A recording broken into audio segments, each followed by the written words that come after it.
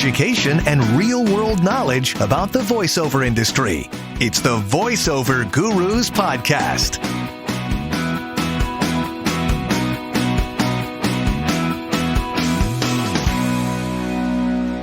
Great. Welcome back to the Voiceover Gurus podcast. I'm Linda Bruno, venturing into an avenue that I have yet to do, and that is the Spanish-speaking market. And I'm here with the lovely Issa Lopez. Hello. Hi, Mommy. How are you? I'm good. Good. Where do you live, Good. Issa? Where are you? Okay, so there's the lovely, beautiful Colorado Springs. And then if you head east about 25 minutes, you pass a city like the famous football player, the Bronco ex-football, Peyton Manning. Mm-hmm. So I live in Peyton, Colorado. Oh, okay. I used to live in Yes. Fort Collins years and years and years ago. Oh, so you know a little bit something about Colorado. Yeah, Colorado is beautiful. And what's crazy is that, okay, before, and we'll get into that about how I got into full-time voiceover, but when I was in radio, I lived right by a mall. I lived right by everything, like seconds away. So when I moved here and there was nothing but one Safeway and a McDonald's and a Carl's Jr. No, listen, this is pre-COVID. This was Christmas of 2018. And I had just signed papers with the Atlas talent agency in New York. Big deal for me. Cool, yeah. But it took me a while to really get used to being out here. But here's what happened. Oh, there's my alarm for your podcast. Here's what happened. What happened was after COVID, and I don't know if you recall this. I don't know if you remember. Everybody wanted to be in the middle of nowhere. Yeah. So then all of this area started to develop. Why? Because everybody wanted to be away from the city and from the disease and from the people. And so I got used to, I can't believe I'm saying it, I kind of like where I'm at now. Yeah. And yes, they're building more stuff, and they just built a chicken place and a Taco Bell and stuff like that, which is cool. But at the end of the day, and I don't know about you, but, in my voiceover career, I stay in the booth all day. And so a quiet place like this, the days of me being in my 20s and living at the mall, I don't have that lifestyle anymore. Mm-hmm. So I started to like it, and it started to fit my voiceover lifestyle, That's nice. So it's pretty quiet where you are. Yeah, very. Yeah. So you don't have to worry about landscapers, any kind of noises like that? No. Okay, so when I first moved here, yes, there was people doing still construction with the new housing. But my street is now developed. Okay. And don't get me wrong, you could have a $100,000 studio. If a hot rod or something, one of those big old trucks is, you know exactly what I mean, flying by, you have to tell the client, give me a second, or you have to stop what you're doing, because there's no man. Even George Whittam, shout out to George Whittam, my audio person, and Jordan Reynolds, who I also swear by these two people to, make sure that our sound is superb. They tell you. There's just certain things that you're not going to be able to avoid, no matter how high tech of a studio you have. Yeah, I think the common misconception is that you will be completely soundproofed and away from all sound, out exterior sounds, and it's just not possible. I don't think there's such thing. No, that's just not possible. No. So how long have you been in Peyton? So I've been in Peyton since, I'm going to say 2019, because I moved Christmas week of 2018. So yeah, 2019 I've been out here. And where are you from? So I am originally from Puerto Rico, but my mom moved me to Colorado when I was 6. So that is why I'm able to speak the English that I'm able to speak. Okay. Now, when people ask me, Julissa, can you do the Sofia Vergara? This is, again, what you do with your business is your business, right? Right. I don't do that because it's not me. You know what I mean? If someone asks me to push that, accent just a little bit and kind of talk like this, like I get emotional and I sound like that when we get upset, or how Latinas are, that is okay. But what I will not do is the acting of the Sofia Vergara soap opera type of a thing. Gotcha. Which is, so as you know, voiceover has trends. And so the Sofia Vergara trend is almost non-existent. Just so you know, at this particular moment. Okay. Mm-hmm. Very, very seldomly do people ask for that strong of an accent. So what do you think is the most common thing you get asked for now, style-wise?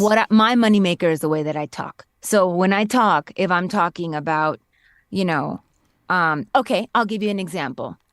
So I do a lot of in-store announcements, right? Mm-hmm. And so depending on where that grocery store is, or I do a lot of telephony, like 50% of the work that I do is telephony. So a lot of grocery stores that have a Spanish name hire me because I'm able to say, hey, thanks for shopping with Santero's grocery store. Mm-hmm. Because when I say the word Santero or Gonzalez, right, you can hear that this is a Hispanic Latino person saying that word. So it's authentic. And so they want, that's right. They want that authenticity.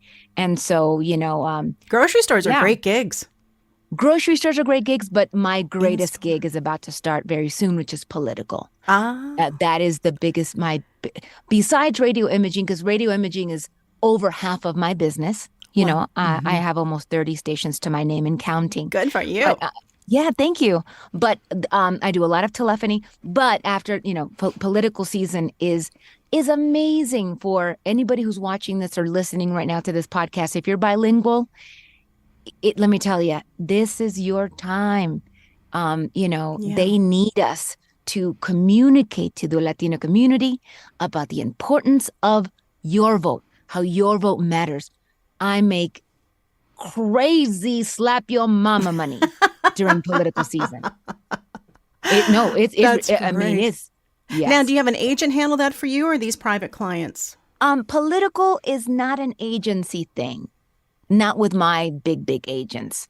I handle those directly. Mm-hmm. I'm also part of the Blue Wave family. It's a small niche of talent that was chosen to, again, it's your business. I only do Democratic, so I go with Blue Wave Voiceover for that. Why? Because people that are Democratic companies sought us out for those, stuff. Yeah, so it works for me. What was I going to tell you? So political, and a lot of people reach out to me direct because I have a great website that just has a lot of pull on Google. It's taken me years to figure out how to do that.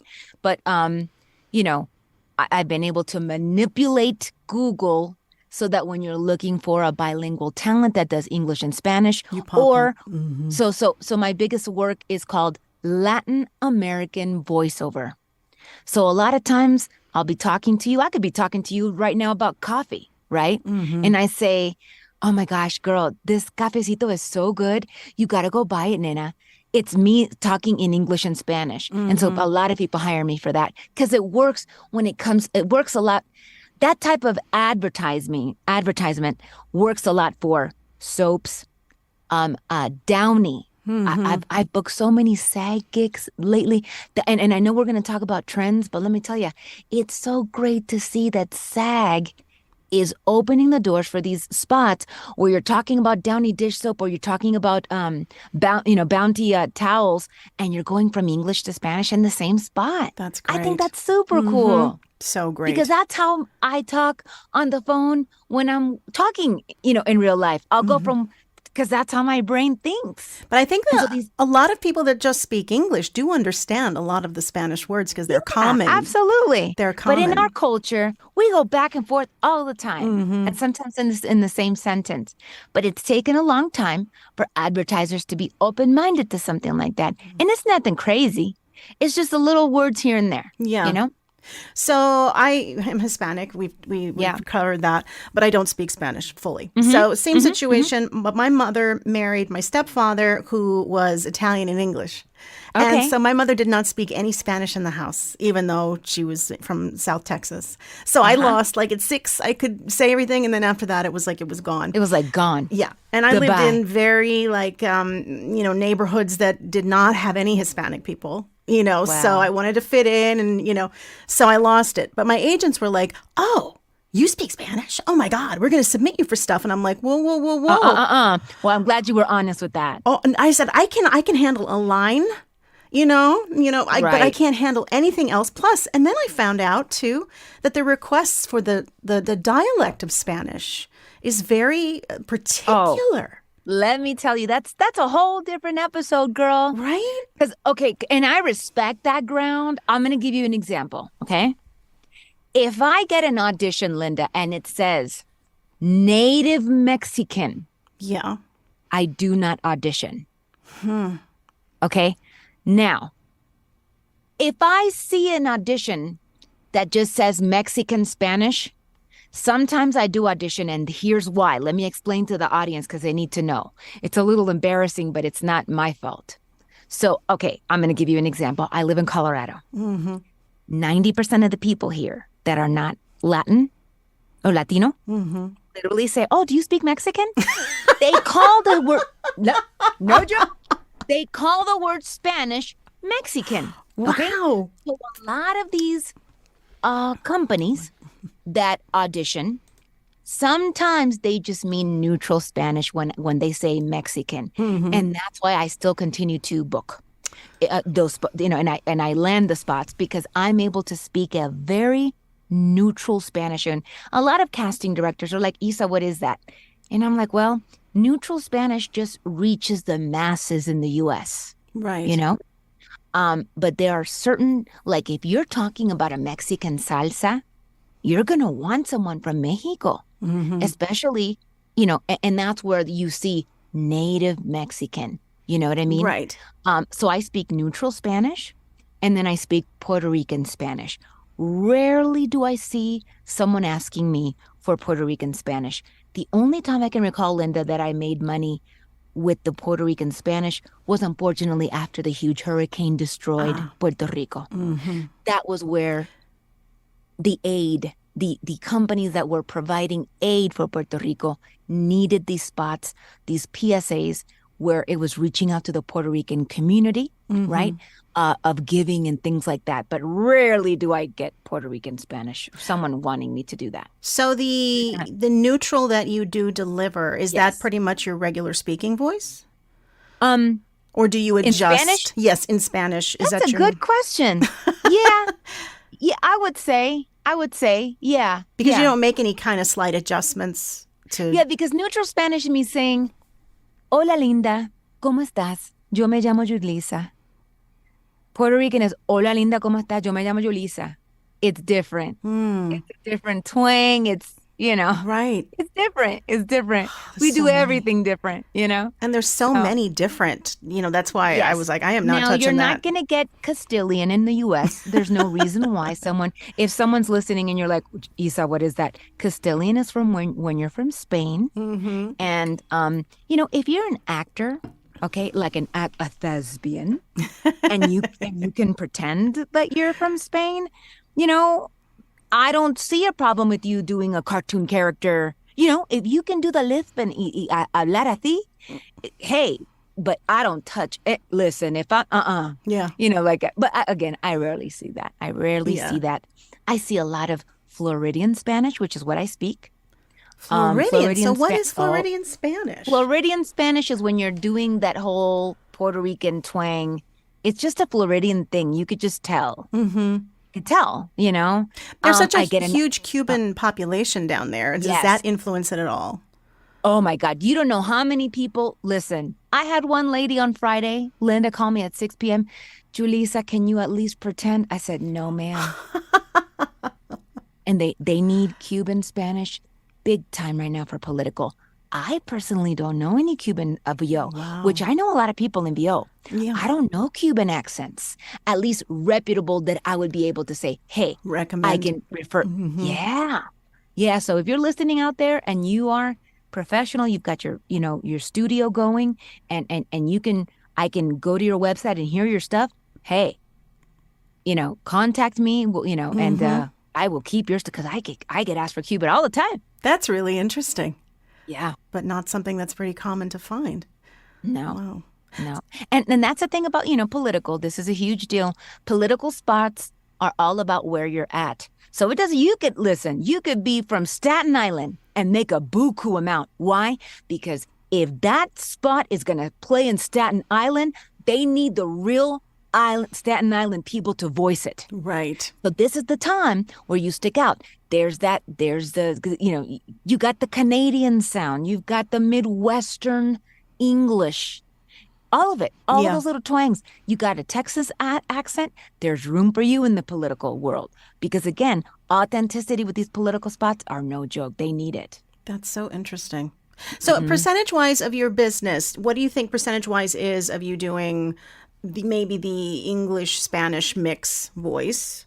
I don't. My most money maker is straight Spanish, and then the way I'm talking to you now, where you're like, okay, I can tell she's not American, right? But she's something, right?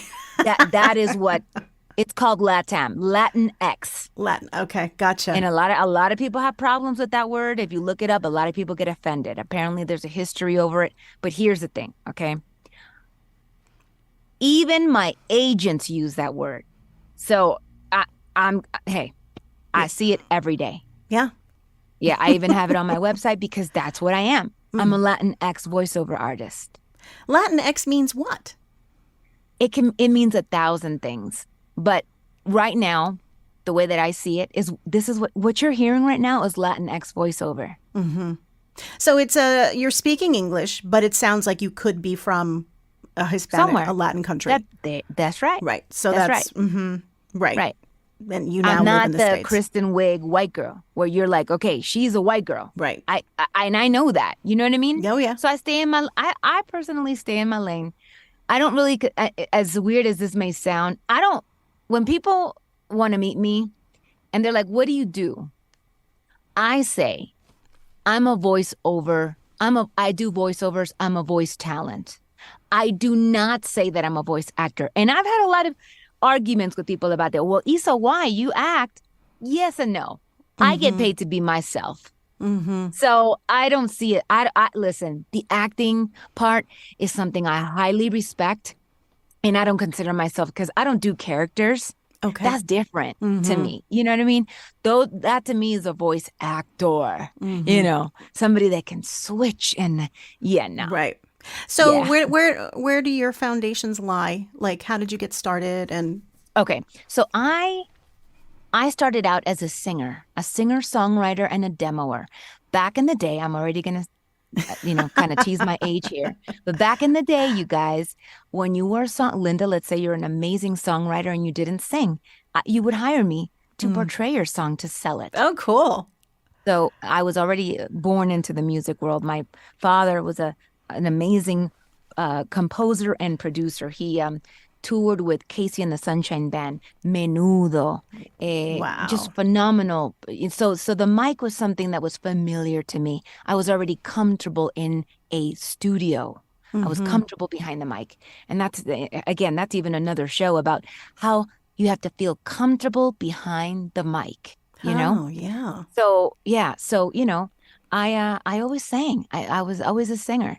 And I won the Apollo Theater when I was 14. I won Star Search when I was 15 here in Colorado. Wow. They came through town and I won. Yeah. So music was always a big thing. So when I was younger, I made some demos and I got a deal with Sony. I was well on my way to stardom. Wow. Until I saw what they were going to do with me. Basically, they were going to make me a hoochie mama. Like they were going to, total hoochies, mama. And I was like, no, this is not it. So I walked away from the deal. It was one of the lowest. How old were you then? Life. My gosh, I was 25. I didn't know what I was going to do. That's like a critical time. It was. So at this point, I don't know how I became a nanny because I didn't like kids, but I got a nanny gig. And she was a teenager and I thought she was cool. And he's like, listen, I got to pay you to take her to the mall and to go shopping. Can you do that? Maybe pick up some stuff for her? I'm like, sure. He happened to be in optometry. And so before I got, signed and stuff, I was an optometrist for 8 years. So it was through that family that I got to be an optometrist. So to make the long story short, he came home one day and he's like, hey, I was at the strip club with all the program directors at Clear Channel, which is now iHeartMedia, Linda, just so you know. Okay. And he's like, listen, they were discussing that Clear Channel is about to come out with a new format for the United States. They want to mix English and Spanish together, but like as a radio show, like a radio personality. And you're the first person that I thought about. I'm like, oh, yeah? So this is very unrealistic.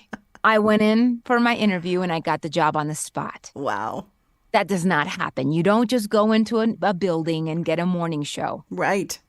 But I worked very hard. I stayed in radio for almost 14 years. And I'll never forget it. It was January 6th of 2015, Linda. It was at 9:49 a.m. I was almost to 10 a.m. to my shift.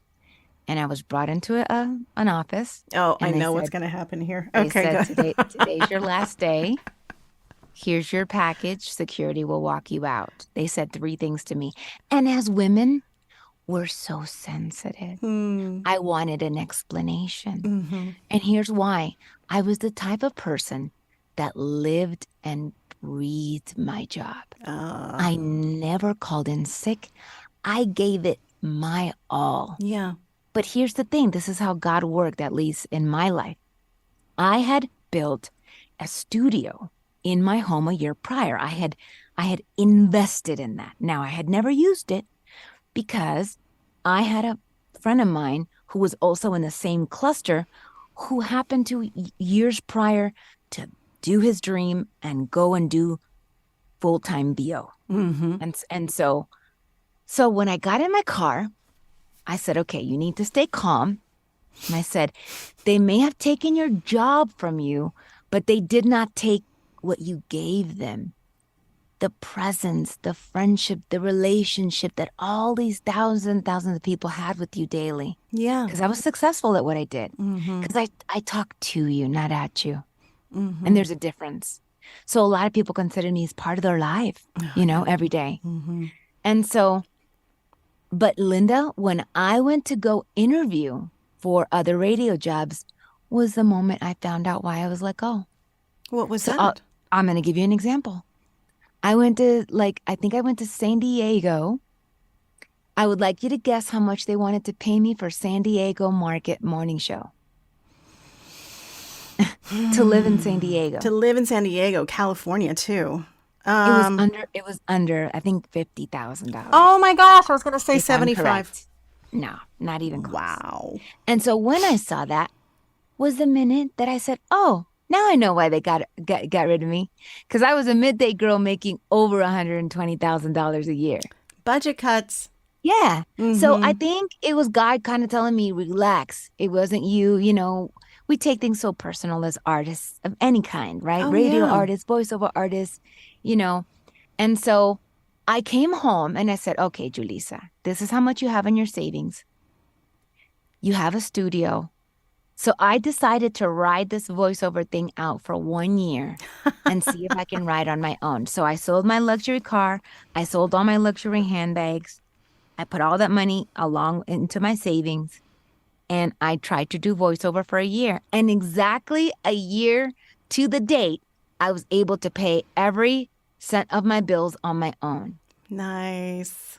It was the scariest year of my life, though. Yeah. Because, Linda, I would wake up, and as voiceover artists, even today, we wake up unemployed every day. I know that people that don't do what we do, they see the limelight, they see the bookings, they see us be happy, working in our pajamas. But at the end of the day, we wake up unemployed every single day. Yep. You have to think of all aspects. When people get a hold of me, and a lot of people do, they're like, Issa, I want to do what you do. I give them an article that my friend Bridget wrote during COVID. And it kind of breaks them up.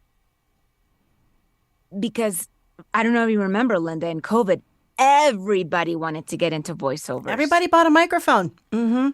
Yeah. And so she put this article together. I'm going to send it to you when we're done. Because yeah, please do. I'm telling you now, you're going to use it. It is unbelievable, the post. And she lists all the things that you have to put into perspective to get into this field. Yeah. You know, although on a good note, okay, back in the day when I started, you needed money to get that studio together. Oh, yeah. Now they have so many. And by the way, guys, I have a resource link on my Instagram, literally, and it says Issa's voiceover resource link. And it shows you all the links if you want to get all this little, stuff going in your closet and stuff like that. That's great. So shout out to technology, right? Yeah. Because it helped that, because back in the day, you had to have money to have a studio, So that's a good point.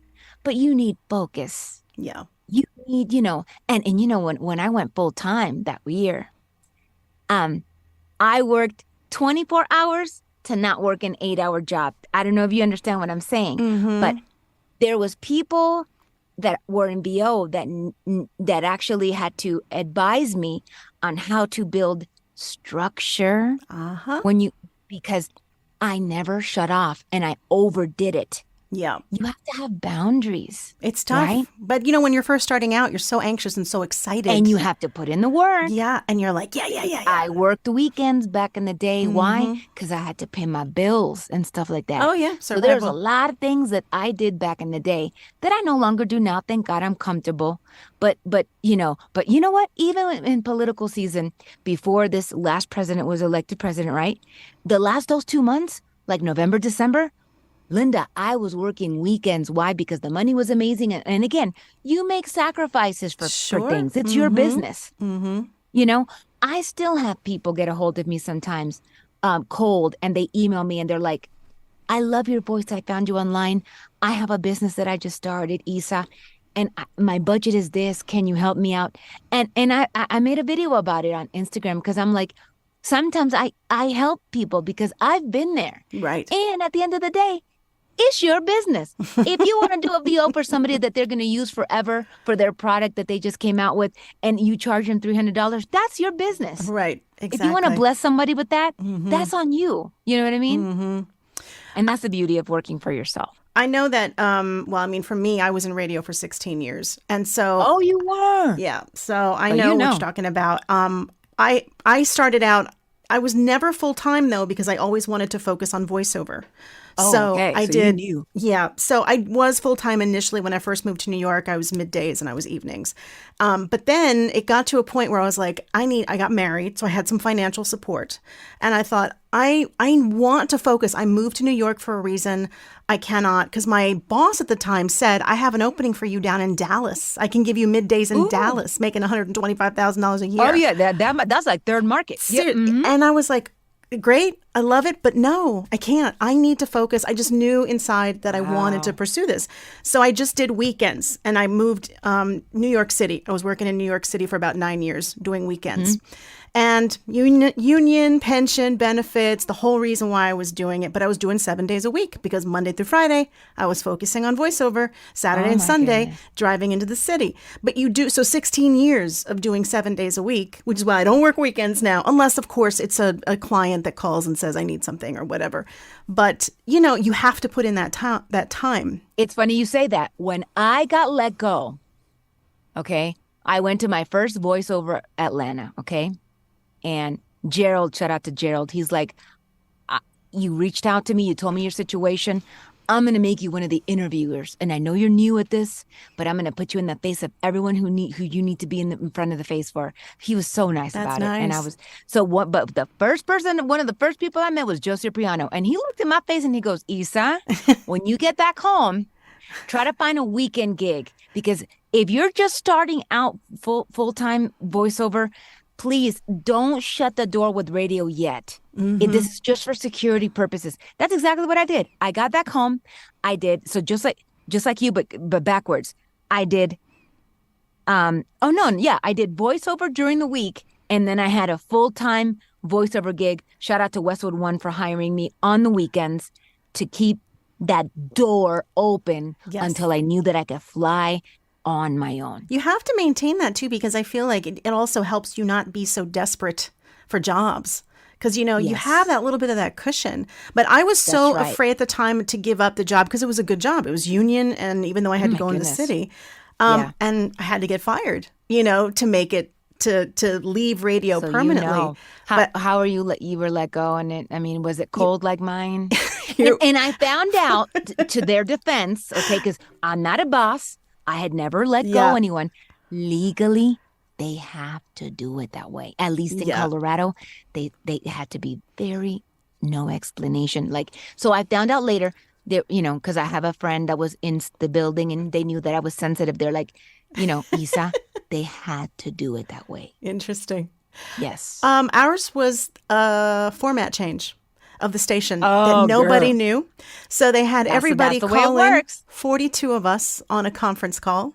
Oh, Lord Jesus. Yes, being said. 42? 42 people. Oh, and my you had goodness. people that had been doing morning show for 27 years there. Oh, God. Yeah, and then hi, we've got great news. At 1:00 today, we're flipping formats. We're going to sports. So you can all reapply for your jobs if you want, but otherwise contact us so security can come let you. And slowly you start to hear people dropping off the line. And I just felt so bad for the people that had been there forever, and it was their full-time gig. And it was their world, like mine. Yep. And that's how they got let go. So it wasn't even like face-to-face. It was just on the phone conference call, and we're excited about this happening, but, good luck to you. So goodbye. That's radio. Yeah. So, boom, but just like that. I was like, okay, you know what? It's fine. I don't have the net. It's going to force me to really dive in. And it forced me. That's what it did. Yeah. Because after interviewing and after seeing the salaries that were offered to me, I was like, this is why I was let go. Things happen for a reason, and they helped you. But yeah, you have to keep that security somehow. I think people think, well, I just want to do voiceover because I want to make some extra money. Or, I want to, I'm hoping the next few months I'm going to, make up money. And I'm like, no, that's not how it works. No, it doesn't work that way at all. But I think, now these days, especially with all the podcasts, so many people talk about the realities of it, that more and more people are realizing it and coming in with their eyes open to realize that this is not something that happens. I hope so. Yeah. And it's crazy because you don't want to be you don't want to be that person. Right. Mm-hmm. And I'm telling you, when I send you this article, you're going to be like, thank you so much, because you're going to keep it. Yeah. And you're just going to send it to people that get a hold of you because it tells them everything they need to know. That's great. That's great. And she's obviously in voiceover. Your friend Bridget. Yes. Mm-hmm. Yeah, Bridget Real. Yeah. That's great. Wow. So this is exciting. I'm so excited I got to hear a little bit about your world. Yeah. And everything. So are you still doing 12-hour days? Or are you just only in political season? No. No. I mean, I barely. So, radio imaging, for folks that are listening, it's very quick. It's liners. Mm-hmm. I may have a lot of stations, but the liners are quick. And there's just things that I don't do. I don't do long form reading. You could be like, Issa, I'm going to pay you $1 million an hour. I need you to narrate this book. I would hang up the phone on you. There's no amount of money that you're going to pay me to narrate a book. Okay. Yeah. It's not going to happen. And that's the thing with voiceover. There's a lot of things that I thought I wanted to do back in the day. And when you find out what it takes to do them, you're like, oh, hell no. One of them for me is the narrating a book. Okay. Mm-hmm. Another one, I hope my agents still get upset with me, but okay, I've done a lot of coaching for TV affiliate, and it's just something that I just don't. What do you mean? It's just not. Well, there's a lot to TV affiliate. Mm-hmm. You have to be available.com. They call it the golden handcuffs. Mm-hmm. You cannot go anywhere, Linda. You got to be home at all times. Think about it. How many times in a day does something new come up at a news station where they need to tell you about it? One of my best friends is Brian Lee. And his life he can't go nowhere.com. No. So, and again, if you love it and if that's what you want, good for you. I don't. Yeah. So I do a lot of corporate readings. I do a lot of e-learning, but that's short. Again, I don't do long form anything. And that's just because I can. I'm cushioned enough that I can financially say I'm not doing that. Well, as far as money makers go, too, I mean, it is more cost effective for us to make more money doing in-store announcements, doing short form things that turn quickly. So then you can be available for the next thing. I do a lot of telephony. Mm-hmm. Correct. I do a lot of radio imaging. I do a lot of commercial. Mm-hmm. Now, and there's a story in itself. Coming out of radio, I'm sure that you heard that it was going to take a while to take the radio out of your voice. Oh, God. So yeah. I was conceited and I was like, ha, ha, ha, that's funny. That's not going to happen to me. Girl, It took me like 3 years to book a commercial coming out of radio. They were not Wow. kidding. Yes, there is a cadence to Yes. booking commercial. And if you have not coached, you're not going to book them. I'm sorry. It's not going to happen. You have to know what you're doing and you have to coach. And I mean, and again, that's a whole show in itself. Not all coaches are there's a lot of coaches that I tried that it just didn't work for me. When you find your people, you stick with them and you continue and you get better. And It's about a fit. there's always room to get better. So yeah, I do a lot. And then I just I booked a NFL game day promo, which was a huge deal, Congrats. especially for women. Yes. NFL? Yeah. The fact that the NFL network is even thinking about, hey, let's hire a woman to do this. Shout out to them.